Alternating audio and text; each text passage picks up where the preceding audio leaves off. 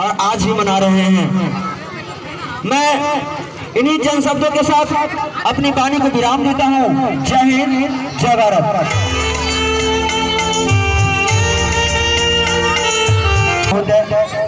आएंगे और इस गणतंत्र दिवस के बारे में आप लोगों को बताएंगे।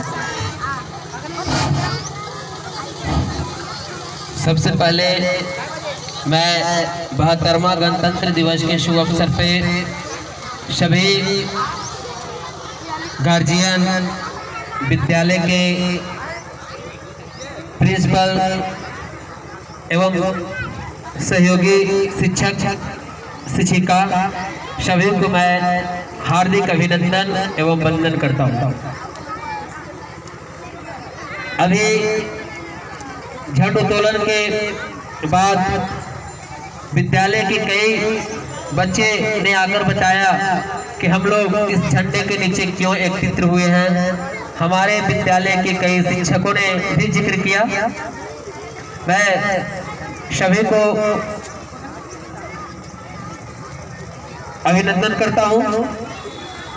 तो आप सभी जानते ही होंगे कि वर्षों पहले हमारा देश अंग्रेजों के गुलाम था। हमारा देश लगभग 200 वर्षों तक अंग्रेजों के जिम्मे में था। अंग्रेज शासन चलाते थे हमारे देश पे, परंतु हमारे देश के कुछ चुनिंदा नेताओं के सहयोग से, हमारे देश के कुछ चुनिंदा नेताओं के बलिदान से, हमारे देश के कुछ चुनिंदा नेताओं के अथक प्रयास से हमारा देश 15 अगस्त 1947 ईस्वी को हमेशा हमेशा के लिए स्वतंत्र हो गया और अंग्रेजों के दस्तानों से इन्हें मुक्ति मिल गई। हमारे देश पे अपना राज हो गया।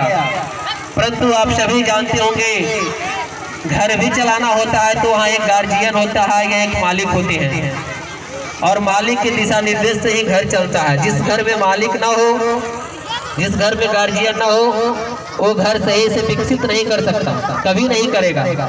उसी तरह से देश को चलाने के लिए भी एक कानून की आवश्यकता होती है, एक संविधान की जरूरत पड़ती है।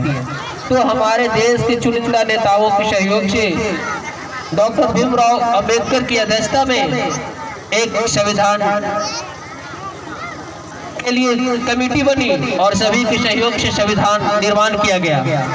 हमारे देश का संविधान जो है, ऐसे अदरवाइज वर्ल्ड में जितने देश हैं, लगभग सभी देशों से इनका संविधान बहुत मजबूत और दृढ़ है। क्योंकि हमारे देश में जो संविधान का निर्माण हुआ, कई देशों से, कहीं के नीति निर्देशक तत्व, कहीं के मौलिक अधिकार, कहीं के मौलिक कर्तव्य, सभी देशों के लाकर के संग्रह किया गया और जो अच्छे बातें थे वो हमारे संविधान में नहीं किया गया। इसलिए हमारा देश के संविधान जो है अदर कंट्री के संविधानों से दृढ़ और मजबूत है। परंतु देश संविधान को बनाने में बहुत वर्षों लगा। करीब 2 वर्ष 11 महीना 18 दिन में हमारा देश का संविधान निर्माण हुआ। पूरी तरह से लिखित का काम संपन्न हो गया। हमारा देश का संविधान 26 नवंबर 1949 ईस्वी को बनकर तैयार हो गया। लेकिन इसे देश में लागू किया गया आज ही का दिन, यानी 26 जनवरी 1950 ईस्वी को हमारा देश में लागू किया गया। तब से हम सभी इस तिरंगे झंडे के नीचे 26 जनवरी को गणतंत्र दिवस के रूप में मनाते हैं, ताकि हमें हमेशा के लिए अपनी पुरानी बातों को हम याद करते रहेंगे कि हमारे देश के पूर्वजों ने आज़ादी के लिए कितना बलिदान देना पड़ा, कितने माँ बहने की मांगे उजड़ गए, कितने सुहागिन होने से पहले अभागिन बन गए। उसके बाद हमें आज़ादी मिला। आज़ादी के बाद भी एक देश को चलाने के लिए कानून की जरूरत होती है, जो बन के तैयार हुआ और 26 जनवरी 1950 ईस्वी को हमारे देश में लागू किया गया। तब से हमेशा से हम सभी 26 जनवरी को और 15 अगस्त को झंडोत्तोलन के कार्य करते हैं। इन्हीं चंद शब्दों के साथ मैं अपनी वाणी को विराम देता हूं। अब आप सभी इस अवसर पे प्रत्येक वर्ष की भांति इस वर्ष भी सांस्कृतिक कार्यक्रम के आनंद लेंगे। हमारे विद्यालय के बच्चे के द्वारा यहाँ पे कुछ सांस्कृतिक कला दिखाया जाएगा।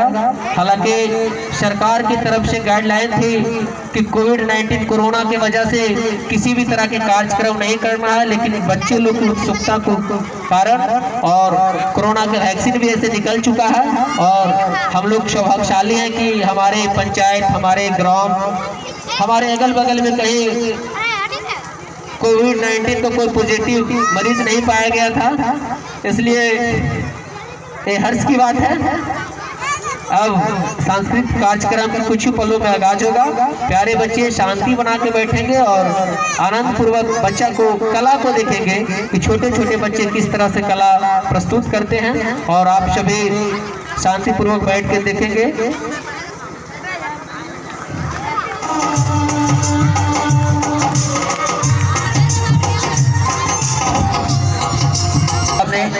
जो हमारा सांस्कृतिक कार्यक्रम है वो शुरू होने वाली है। सबसे पहले स्वागत गीत के साथ इस कार्यक्रम का शुरुआत किया जाएगा। स्वागत गीत कौन है? कंटिन्यू नहीं बनाते रहना, क्योंकि इतना लंबा हो जाएगा कि रोक दो उसको।